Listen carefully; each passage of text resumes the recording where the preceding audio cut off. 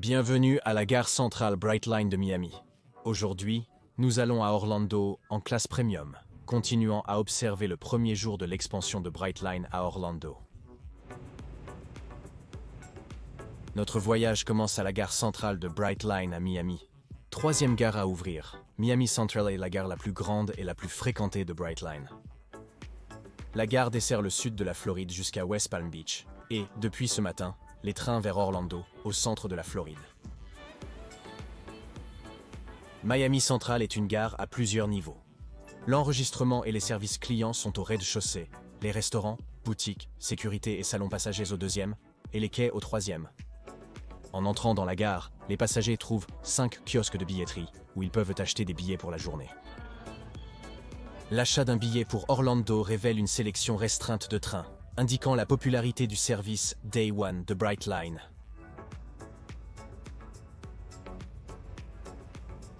Les services clients et le contrôle des bagages sont face aux machines à billets.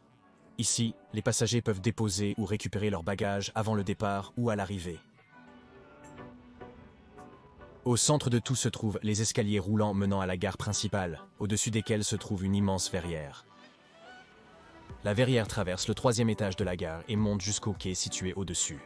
Pour financer le projet, Miami Central offre de nombreux services en plus de Brightline. Miami Central offre des commerces, une zone de restauration, des bureaux et des appartements en un lieu unique. En prenant l'escalier roulant, nous arrivons au guichet de la gare principale. Brightline requiert un billet valide pour tous les passagers, ce qui est logique. Un rapide scan de notre billet et un contrôle de sécurité plus tard, et nous sommes dans la gare phare de Brightline. La première chose que les passagers trouveront en entrant est le salon de classe Smart. Le salon dispose de nombreux sièges avec prises pour les passagers en attente. À 180 degrés du salon Smart se trouve le bar Mary Mary. La ligne de bar de grand, Mary Mary, offre une variété d'encas et boissons alcoolisées aux passagers en attente.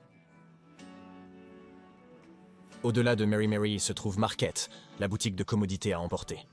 Et Market est vraiment juste cela, prenez et partez. Les passagers entrent en utilisant une carte ou un paiement mobile.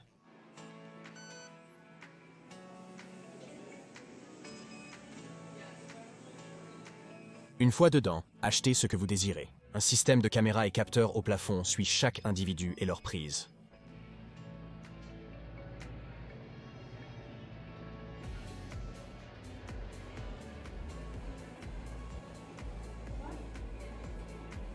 J'ai choisi un peu de marchandises Brightline, une bouteille d'eau et un chapeau.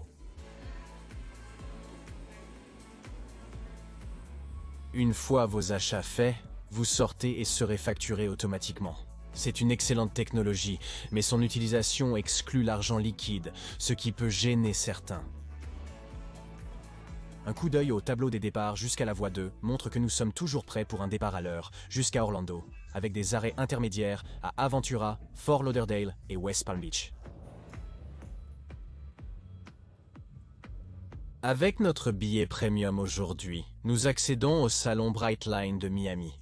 Comme ce que nous avons trouvé à Orlando et dans toutes les stations de Brightline, les passagers doivent à nouveau scanner leur billet pour se voir accorder l'entrée au salon premium. Visiblement, le système de billetterie de Brightline peine avec les opérations du premier jour à Orlando. La numérisation de notre billet prend du temps. Finalement, les portes s'ouvrent et nous entrons. Dès l'entrée, nous découvrons une multitude d'options culinaires. La sélection présentée semble être un mélange de petit déjeuner et de collation, malgré l'approche de l'heure du déjeuner. Les viennoiseries du petit déjeuner sont maintenant sur une table de travail près de l'entrée. Les plateaux contiennent divers croissants, muffins, pain à la citrouille et fruits frais. J'aurais préféré une option de déjeuner plus consistante, mais la sélection est suffisante pour satisfaire la faim. Brightline offre une variété de boissons pour accompagner les repas. Le bar en libre-service propose machines à café, soda, eau, jus d'orange et certaines boissons alcoolisées à la pression.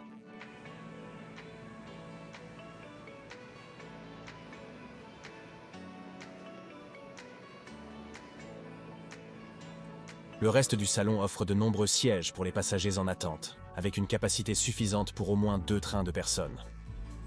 Pratiquement chaque siège est équipé d'une lampe et de prises pour recharger.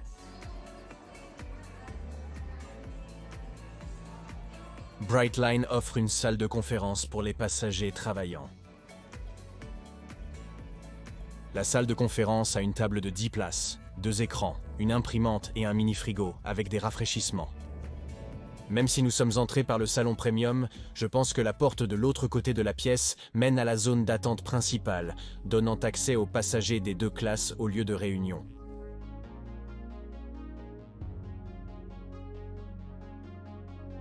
Il se rapproche de notre heure de départ, et sur la voie 2, notre train arrive. Le Bright Pink de Brightline termine son trajet vers le sud d'Orlando à Miami, devenant le 2e train en service commercial à accomplir le trajet de 240 miles vers le sud. Bright Pink porte la livrée Visit Orlando de Brightline. Bien que la livrée soit superbe de l'extérieur, le revêtement recouvre les fenêtres, ce qui cause de sérieux problèmes de visibilité une fois à bord. Avant l'embarquement, examinons notre itinéraire vers Orlando. Notre voyage débute vers le nord via le tronçon sud de la Floride de Brightline, s'arrêtant à Aventura, Fort Lauderdale et West Palm Beach. Au nord de West Palm, nous touchons les premiers tronçons à 110 mph, notre train atteignant facilement des vitesses à 3 chiffres. En rejoignant la Space Coast et Coco, notre train se dirige vers l'ouest, atteignant 125 sur la première ligne à grande vitesse des États-Unis, hors du corridor nord-est. Nous parcourons les 20 miles en seulement quelques minutes, notre train ralentissant à 30 avant de s'arrêter à la gare d'Orlando de Brightline. Nous allons parcourir un total de 240 miles entre Orlando et Miami aujourd'hui, avec un temps de voyage de 3 heures et 38 minutes. L'équipe s'active pour nettoyer le train avant l'arrivée des passagers pour le service 1241 vers Orlando. Avançant, nous trouvons la voiture 1, la classe premium de notre train.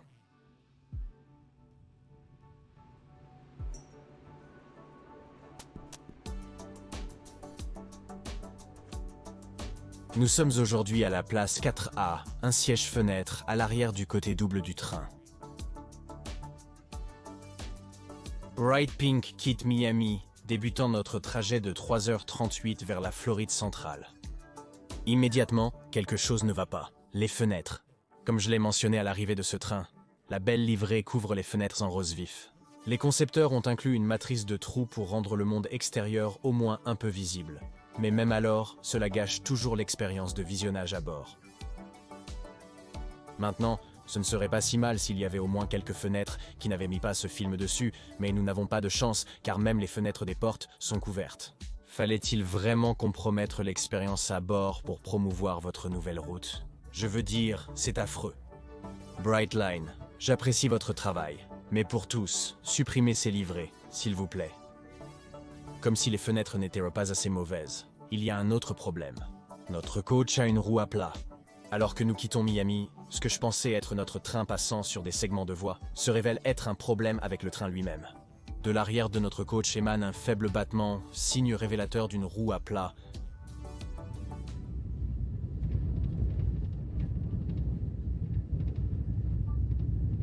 En réexaminant les images, de rose vif arrivant à Miami, la roue à plat est encore plus apparente. Sûrement pas souhaitable sur un train de cette qualité.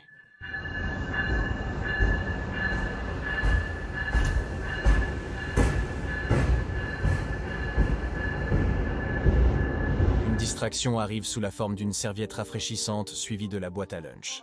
Chaque voyage en premium débute avec cette serviette froide, un rafraîchissement appréciable après une matinée chargée. La boîte à lunch arrive peu de temps après.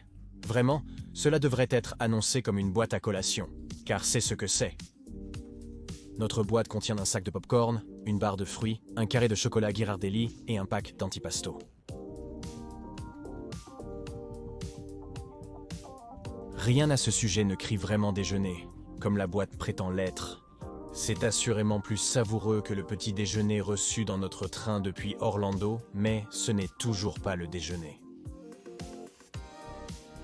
En terminant notre collation de midi, l'équipage revient pour le premier service de boissons, inclus dans la sélection sont des cafés, thé, soda, jus, boissons énergétiques et de l'eau, plus quelques boissons alcoolisées pour les passagers de plus de 21 ans. J'ai pris une bouteille d'eau et un jus d'orange pour commencer, prévoyant une boisson plus caféinée pour plus tard. Les arrêts du sud de la Floride sont Aventura, Fort Lauderdale, puis West Palm Beach, à l'extrémité nord de la section sud. Alors que nous nous arrêtons ici, Bright Blue se prépare à partir pour Miami sur la voie opposée.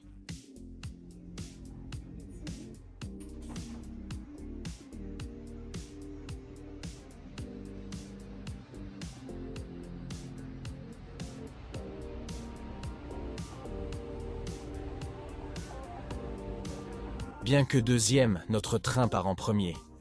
Bright Blue a été retardé de quelques minutes pour des raisons inconnues.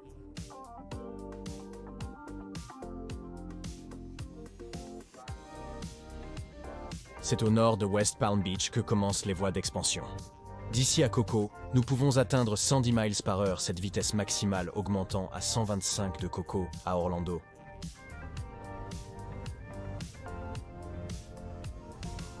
Si vous aimez notre trajet Premium Brightline vers Orlando, pensez à vous abonner. C'est gratuit et soutient vraiment la chaîne. Comme toujours, un grand merci à mes mécènes et aux membres de ma chaîne. Cliquez sur les liens en haut à droite ou dans la description pour voir votre nom dans la vidéo, accéder à des contenus hebdomadaires exclusifs et voter pour les prochaines vidéos. La classe Premium de Brightline propose des sièges 2 fois un combinant des sièges de style aérien et des sièges de groupe. Chaque siège mesure 21 pouces de large avec environ 1 pied d'espace pour les jambes entre mes genoux et le siège avant. L'espace sous le siège devant est assez grand pour ranger des effets personnels ou s'étirer pour un peu plus de confort.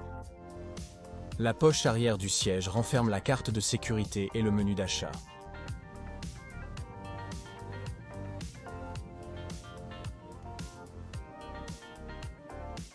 Une table d'accès rapide se replie pour rejoindre une seconde table plus grande. Il y a plus qu'assez d'espace pour dîner ou pour travailler pour les passagers d'affaires. 3 ensembles de prises fournissent l'électricité au siège. 2 ensembles de prises et ports USB-A sont sous la coudoir centrale. Un autre ensemble avec 2 prises supplémentaires et 2 USB-C est situé sur le pilier central des sièges avant. Le bouton de réglage du siège est sous la coudoir extérieure. En cas de pression, le fond et le dos du siège avancent pour une détente confortable. Des lumières de lecture à LED et des porte-bagages couvrent toute la longueur du train au-dessus de chaque rangée.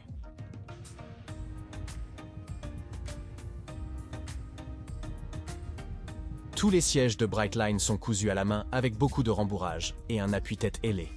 Ils peuvent ne pas être aussi confortables que l'ancienne flotte de sièges d'Amtrak, mais ils sont plus agréables que leur flotte Venture et sont facilement assez confortables pour ce voyage de 3h30. Brightline offre une connexion Wi-Fi gratuite à bord à tous les passagers, fournie par Starlink. Nous sommes connectés en un clin d'œil, avec des vitesses exceptionnelles malgré quelques irrégularités de connexion. Le début de ce test affiche une moyenne de 25,3 mégabits par seconde avant que le site ne cesse de répondre. J'ai remarqué tout au long de mon temps à bord que lorsque le réseau était connecté, les vitesses étaient incroyables. Mais rester connecté était un tout autre problème. Notre ingénieur à une vitesse de piste de 110 mph pousse la manette des gaz, atteignant 90 mph pour le premier trajet vers Stewart.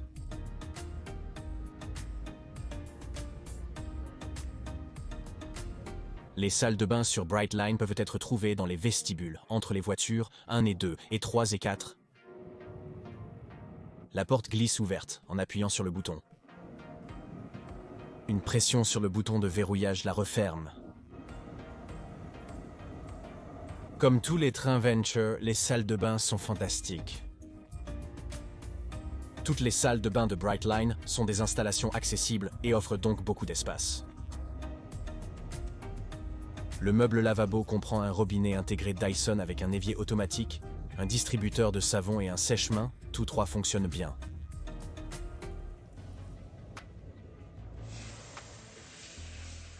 On peut aussi trouver des serviettes en papier sous le miroir. 2 prises de 125 se trouvent sous le comptoir, à côté du contrôle de la toilette sans contact et du papier toilette.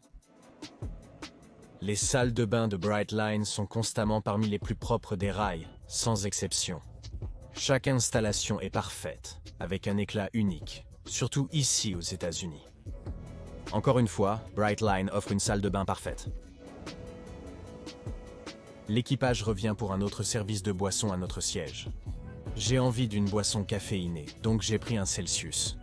Red Bull est disponible si vous préférez quelque chose moins fort, tout comme le café. Notre train descend à 40 km alors que nous traversons la rivière Sainte-Lucie. Ce pont et le virage qui suit sont 2 des sections les plus lentes de la ligne entière de Miami à Orlando.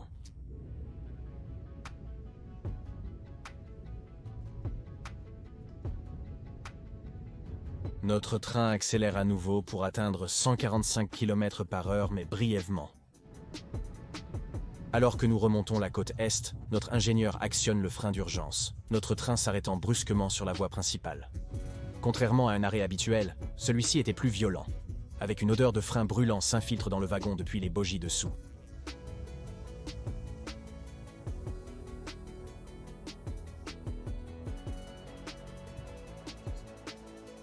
Heureusement, loin d'un croisement, nous n'avons rien heurté, mais l'événement était sauvage. Regagnant de la vitesse, nous avons maintenu 130 km/h. Bien que les voies soient classées pour 177 km/h, nous avons été restreints à 130 km/h pour le reste du trajet. La cause n'était pas claire à ce moment-là. L'équipage répétant la même annonce peu utile indiquant que nous voyagions plus lentement que la normale en raison des restrictions de vitesse sur l'itinéraire. Avant de quitter la gare d'Orlando à la fin du voyage, j'ai demandé au chef de gare ce qui se passait et on m'a dit que notre train était limité en raison d'un problème mécanique. Je supposais que cela avait quelque chose à voir avec la roue plate de notre voiture et l'arrêt d'urgence. Mais il n'avait pas plus d'informations que cela. Notre allure réduite nous fait arriver à la séparation avec le FEC environ 15 minutes en retard.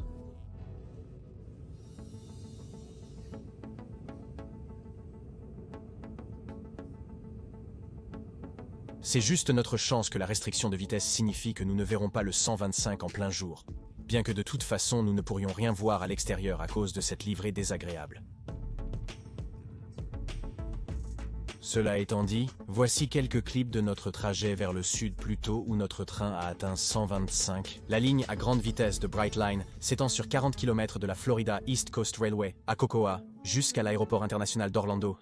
La ligne, totalement séparée et clôturée, respecte les normes de classe 7 de la FRA. Des vitesses de 200 km/h. Notre trajet sur la ligne à grande vitesse se termine presque aussi vite qu'il a commencé, bien qu'il ait été un peu plus long que d'habitude, en raison de notre limite de vitesse de 130 km/h. Nous naviguons dans le complexe de l'aéroport d'Orlando, arrivant à la gare Brightline d'Orlando, avec environ 25 minutes de retard.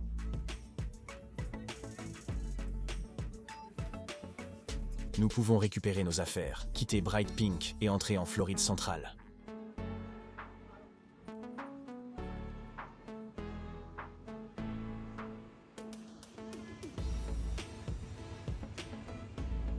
Bright Green est sur la voie main prêt à partir, avec le service 454 vers Miami. Bright Pink devait assurer le service vers le sud, mais à cause d'un problème mécanique et des retards associés, Bright Green a été sollicité pour prendre le relais. Une fois nettoyé, Bright Pink sera réparé à la base de Brightline avant sa remise en service.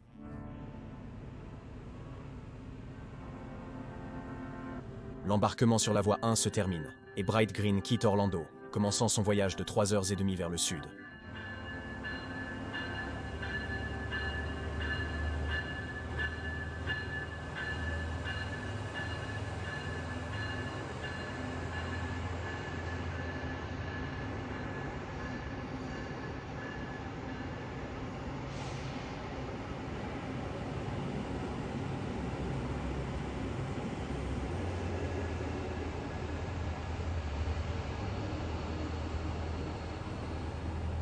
Vous...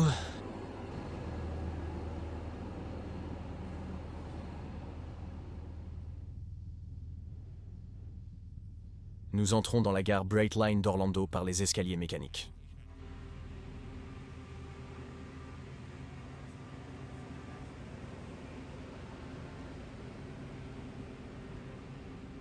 La gare d'Orlando est fantastique, avec des équipements modernes et des salons confortables. Pour un aperçu détaillé de la gare ou voir le premier service de Brightline au départ d'Orlando, cliquez sur les liens en haut à droite ou dans la description ci-dessous.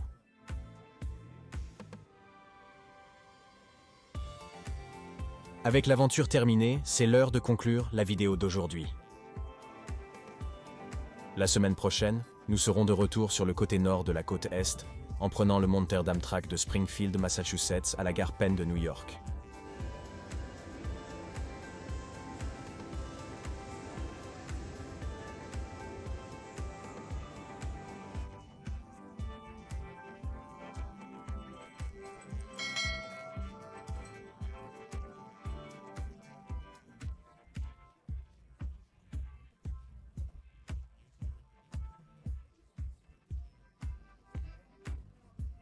Dans la description ci-dessous. En tout cas, c'est tout pour aujourd'hui.